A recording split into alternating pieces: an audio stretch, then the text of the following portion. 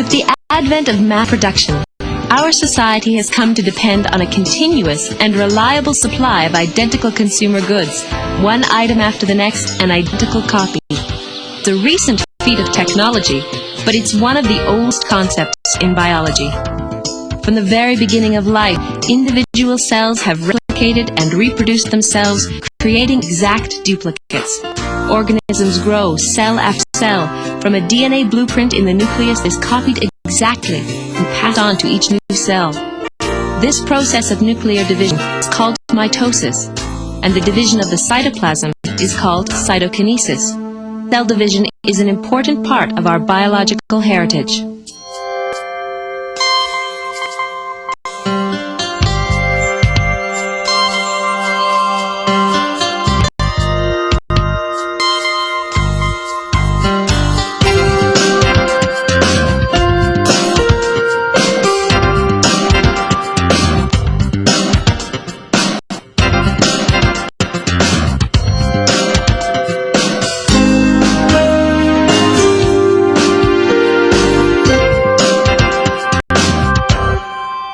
In this program, you'll examine the life cycle of the cell, which includes the process of cell division. You'll observe the behavior of chromosomes during mitosis and the division of the nuclear contents and cytoplasm to produce two identical cells. By the end of the program, you'll be able to explain the events of the cell cycle and how they apply to growth and repair of aging or damaged organisms. And you'll see how science and technology are being used in the fight against cancer.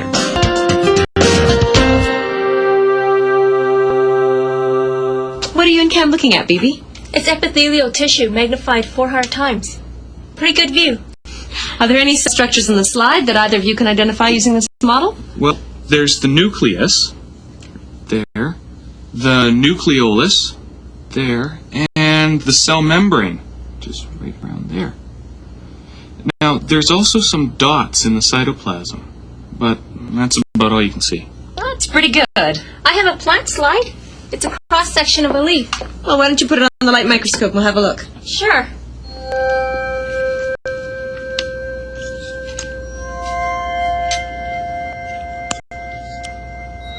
Okay, I've got it. Oh, that's it. I can see some of the same structures as Cameron.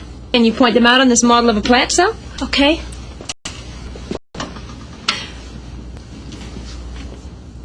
There's the nucleus, the cytoplasm, the cell membrane, the cell wall, and all these round structures. The green ones here in the model. Chloroplasts. Thanks. I can see them almost as easily as the nucleus. That's pretty good, Bibi, for a first glance. We need to look more closely. How close? Well, let's try magnification of 25,000 times. These photomicrographs, they were taken using an electron microscope. A nucleus is found in almost all cells. It is often called the control center of the cell because it contains the genetic information that directs most of the cell's activities. This genetic material is in the form of long, thin fibers of DNA called chromatin. Also in the nucleus are one or more nucleoli. They appear as dark spherical bodies, and they function in the assembly of ribosomes. In animal cells, but not plants, centrioles can be seen. They appear as a pair of objects close to the nucleus and are made up of microtubules. The centrioles are involved in mitosis. That's what the nucleus and the surrounding cytoplasm of a cell looks like. What's its life cycle like? Well, the parent cell divides, and then the new cells either may or may not divide themselves. But before they divide, what's happening? Well, they have to get food. And oxygen for cellular respiration. And they must grow. And make protein and other substances. But they can't get too big, though. Right. A cell does need a large enough surface area relative to its volume to allow the efficient transport of materials in and out of the cell. The life cycle of a cell is the time elapsed from one cell division to the next. In actively growing mammalian cells, a cell cycle lasts from 16 to 24 hours, although there may be wide variation from less than 8 hours to more than a year. Mitosis and cytoplasmic division together take only about 1 to 2 hours. During the remaining time, the cell is in interphase. Within interphase, there are 3 stages of growth: the G1 or gap1 phase, the synthesis or S phase, and the G2 or gap2 phase. In G1, the new daughter cells increase in size and produce more organelles. They manufacture enzymes and other proteins for metabolism and other cellular functions. If these cells go through another cell division, they also manufacture materials needed for DNA replication. In the S phase, DNA is replicated for the next mitotic division.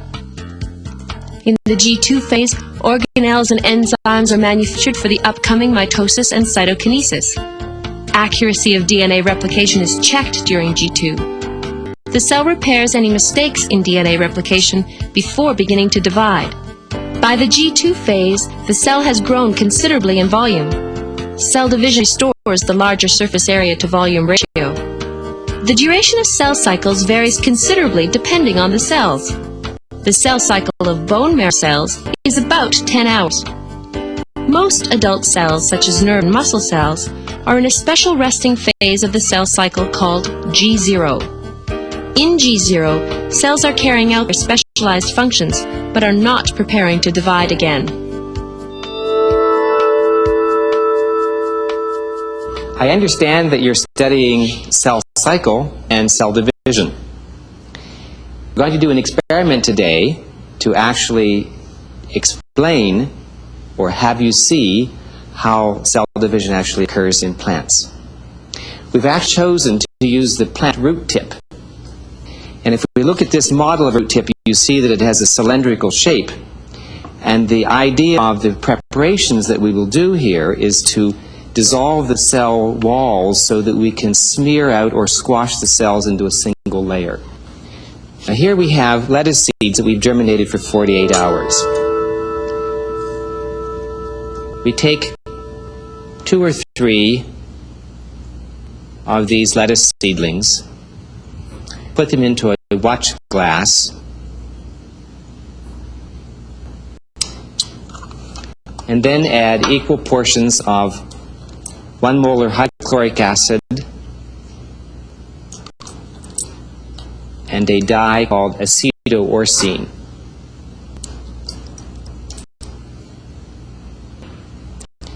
The hydrochloric acid dissolves parts of the cell wall so that the cells can separate nicely when you do the squash, and the acetoorcine is the dye that we use to stain the DNA.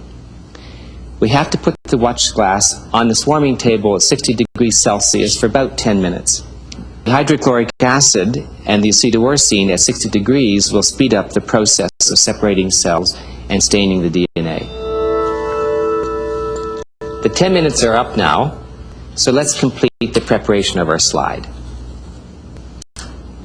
I'm going to remove just one of these seedlings that we prepared earlier and cut off just the bottom 2 millimeters of the root tip and discard the rest of the seedling.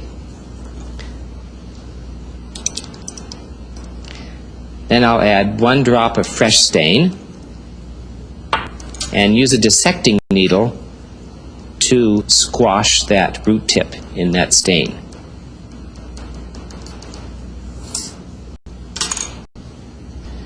Then I'm going to apply my cover slip, fold over the paper towel, and then place my thumbs on top of the cover slip and squash the cells of the root tip. Cameron Beebe, why don't you try one of your own slides? In some of the cells, I can't see a nucleus. Instead, I see these little tiny threads. What are those? Those are actually the chromosomes composed of DNA and protein. I can see something like a line in the middle of the cell. I see that too. Do you think that's a cell wall? But what does cell wall be doing in the middle of a cell? Well, actually, we call that a cell plate. And that's how plant cells separate the two daughter nuclei after mitosis. And that's a process called cytokinesis. If you look at the monitor of one of the slides that we prepared earlier, these two cells here have divided, and you can see a faint line running between the two daughter nuclei. That is actually the cell plate, and that means that cytokinesis has occurred separating these two daughter nuclei. Why can we see the chromosomes in the slides we looked at in the first lab? Those particular cells were in a stage called interphase. When cells are in interphase, the chromatin is stretched out into a long, thin thread, and it's all balled up together, very much like a ball of yarn, and that means you cannot see individual chromosomes. But as we begin to go into mitosis, the chromatin condenses into the separate and very recognizable chromosomes. I noticed something else, too. What's that? In some of the cells, the chromosomes were bunched together near the middle of the cell, and in others, they were closer to the outside of the cell. It was like they were being pulled apart. That's correct. That's a very good observation. Again, if we look at the monitor, we can see some of the cells that you're probably seeing in your own preparation. This cell here shows the plant cell in metaphase, where the chromosomes are at the middle of the cell.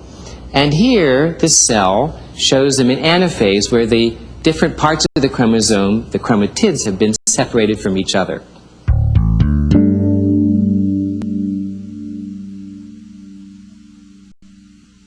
Mitosis is a series of events that causes a cell's chromosome to be divided. The process of mitosis takes place in 4 phases: prophase, metaphase, anaphase, and telophase. Specific events occur in each phase. There are no pauses between them. The process is continuous. Mitosis is usually followed by cytokinesis, the division of the cell's cytoplasm and newly formed nuclei.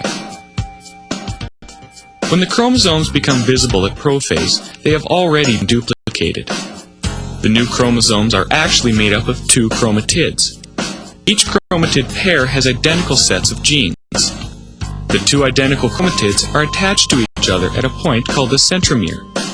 If you want to count chromosomes, a good rule of thumb is to count centromeres. If there is only one centromere, there is only one chromosome. In prophase, the centrioles in animal cells are also seen moving to the poles of the cell, forming the spindles. The nuclear envelope breaks up and the nucleoli disappear. In metaphase, the asters are pushed further apart by the mitotic spindle growth. The chromatid pairs move to the center of the cell and be seen attached to the spindle fibers. Spindle fibers attach to the centromeres and are responsible for separating the chromatids during mitosis. Other spindle fibers reach from pole to pole or radiate outward from the centrioles. Anaphase begins with the centromere splitting, and each set of daughter chromatids, now called chromosomes, are pulled apart to opposite poles by the shortening of spindle fibers. In animal cells only, the cleavage furrow forms. In plants, the cell plate can be seen. By telophase, the daughter chromosomes are completely pulled apart and are at the poles of the cell. The spindles disperse. A nuclear envelope forms around each set of chromosomes. The chromosomes become more thread-like as they uncoil, and the nucleolus reforms. During anaphase, cytokinesis begins. For plant cells, cytokinesis involves the formation of a cell plate in the center of the cell. Carbohydrate molecules fuse together to form a new cell wall. Cytokinesis in animal cells is different. Microfilaments, which form a ring around the equator of the cell, contract and cause a cleavage furrow to form. Cleavage furrow deepens and pinches the plasma membrane in half, so that 2 new cells are formed.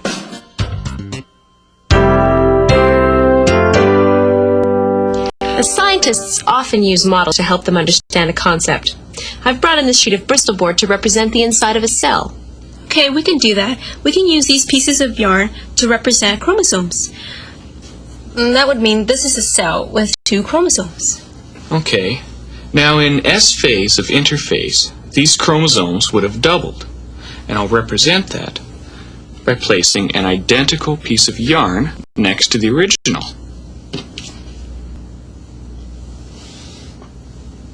But this isn't visible until prophase. Right. The centrioles become visible during prophase as well.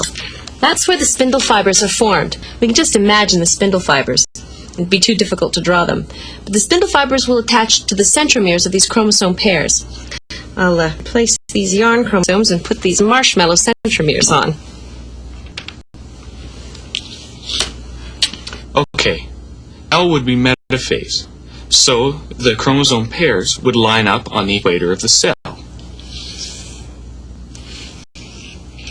Like that. And here comes anaphase. I'll need some help here. So if each one of you can grab a centromere. Okay, the centromeres divide and the chromatids are pulled to opposite poles. The result of this is there is the same number and type of chromosomes at each pole.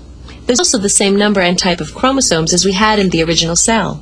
And now the chromosomes would revert back to their original form of chromatin. But what about a nuclear envelope? Well, two new nuclear envelopes would form, one for each. Then cytokinesis would complete, and two new cells would be formed. Houston, we have mitosis.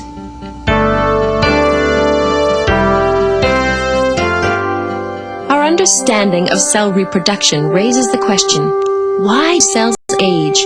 Studies have been conducted on astronauts in weightless environments to measure the rate of aging and deterioration of cells. The evidence indicates that inactivity promotes more rapid cell deterioration. This is supported by hospital studies, which suggest that a reasonable level of physical activity helps patients recover more quickly from illness or injury. In my opinion, and in a growing number of people's opinion, aging can almost be looked at as the flip side of cancer. An aging cell has a natural limitation to its growth. It will divide a number of times before it stops and becomes old-aged or senescent. A cancer cell grows along and somehow it breaks through those boundaries and becomes immortal. If we understand the genetic mechanisms that limit the growth of normal cells as they become senescent, we'll obviously understand those limitations that are gotten around by the cancer cell, mutated somehow in the cell, and contribute to the formation of an immortalized cancer cell. We're doing research primarily using the so-called fibroblast cell type model. These cells grow in culture, they go through a certain number of population doublings, and what we're doing is trying to dissect the genetic program that is responsible for blocking their growth. We have models that are normal cells. In fact, I've given cells to the cause, and some experiments are done on my cells, and we've picked on some people on the floor as well. We also have very defined cell lines from the American type tissue culture collection in the lab. What we're able to do with these cells is follow them as they go through their in vitro lifespan, as they use up their lifespan. And we also have cells that are basically the same type of cells, but they've been immortalized experimentally. We can take certain viral proteins, put them into these cells become immortalized. When we look at the immortal cells and the normal cells that are capable of growing and the senescent cells, all of which are very, very similar, we look for changes in gene expression that might be responsible for the immortalization of the cells and the natural limitation of their lifespan in the senescent cells. Another set of experiments that we're doing presently is to try and figure out how the ends of the chromosomes, the telomeres of the chromosomes, may contribute to limiting the lifespan of cells. And that's a very new area and causing an awful lot of excitement. In fact, there are a couple of biotechnology companies that have grown up around these very same ideas in the last couple of years.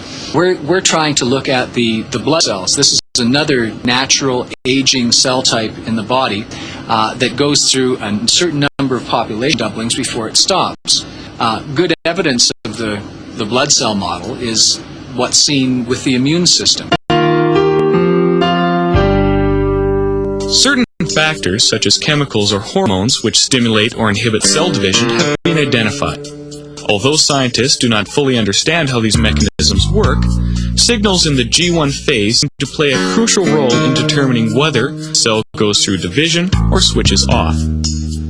In the case of certain cancers, cells tend to divide repeatedly, which disrupts and can eventually kill the organism. continued research on the mechanisms of cell division could eventually be applied to cancer prevention. Interesting. What are you working on now? We heard you could figure out how long it takes cells to complete mitosis. We looked at 50 cells and we counted the number in each phase. Here we have 33 prophase, 12 metaphase, 2 anaphase, and 3 telophase. And if we assume that it takes 60 minutes for onion root cells to complete mitosis, and that the number of cells we counted each phase is a measure of the time required for that phase, then 33 out of 50 times 100, which is 66% or 40 minutes, is spent for prophase, 24% or 14 minutes in metaphase, 4% or 2 minutes in anaphase, 6% or 4 minutes in telophase. Good. To be accurate, you should do several more trials and average your results. And remember that the duration of phases will vary depending on the organism and tissue. How would you calculate the time taken for interphase? Well, if we took 5 fields of view, we then count the number of cells in interphase and the number of cells in mitosis. And if we had 4 cells in mitosis and 46 in interphase, we would do the same sort of calculation. We would take the fraction of cells and multiply it by the total cell cycle time. If the total cell cycle time is 10 hours, then 46 divided by 50 times 10, or 9.2 hours for interphase, 4 divided by 50 times 10, or 0.8 hours for mitosis. Yes, that would work well.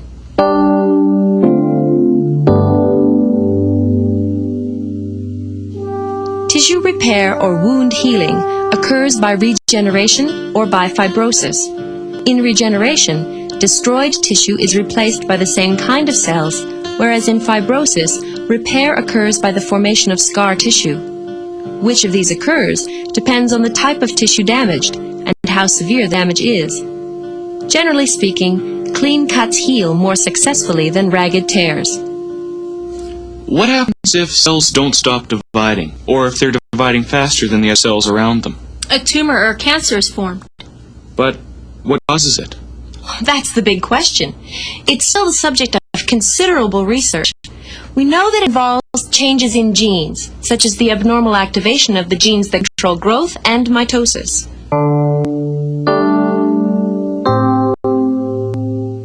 So in cancer, what happens is you get excessive production of growth factors causing excessive proliferation, or you get loss of inhibitors which allow mitosis to continue. And in the really malignant ones, you generally have both factors. You have both stimulating factors to growth and you have loss of inhibitory factors. So those are the major things that make a cancer cell differ from a normal cell.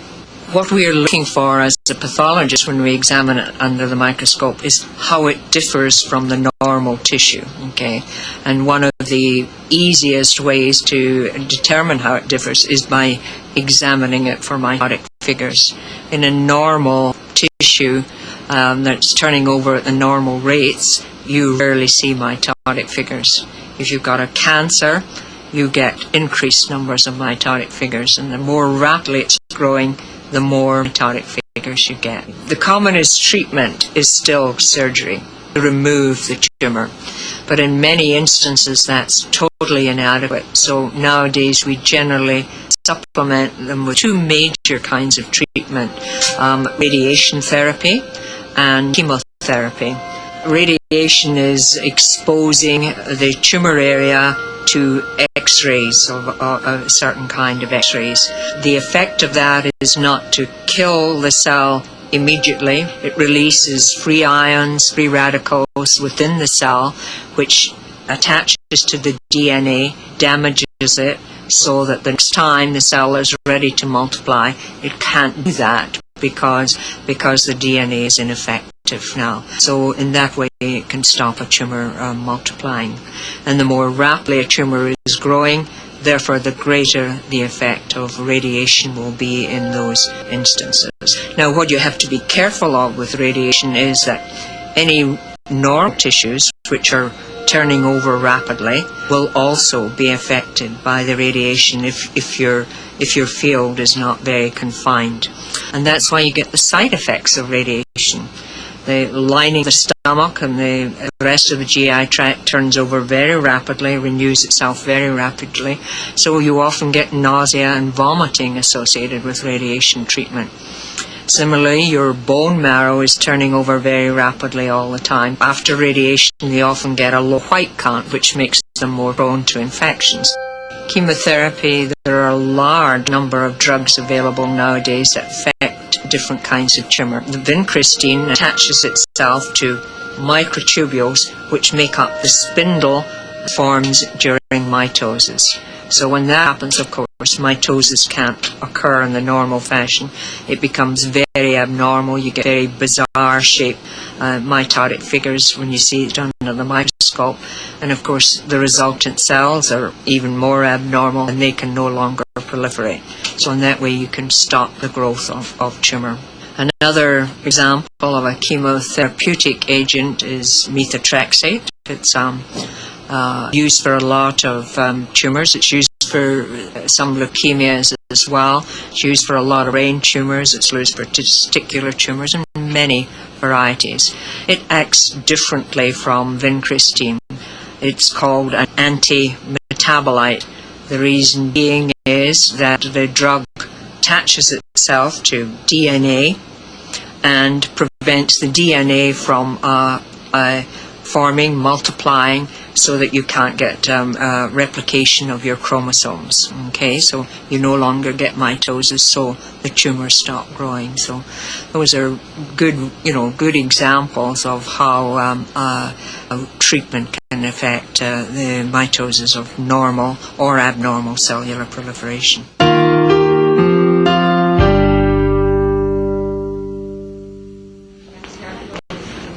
In this program, we've seen how two identical cells are formed by the orderly processes of mitosis and cytokinesis.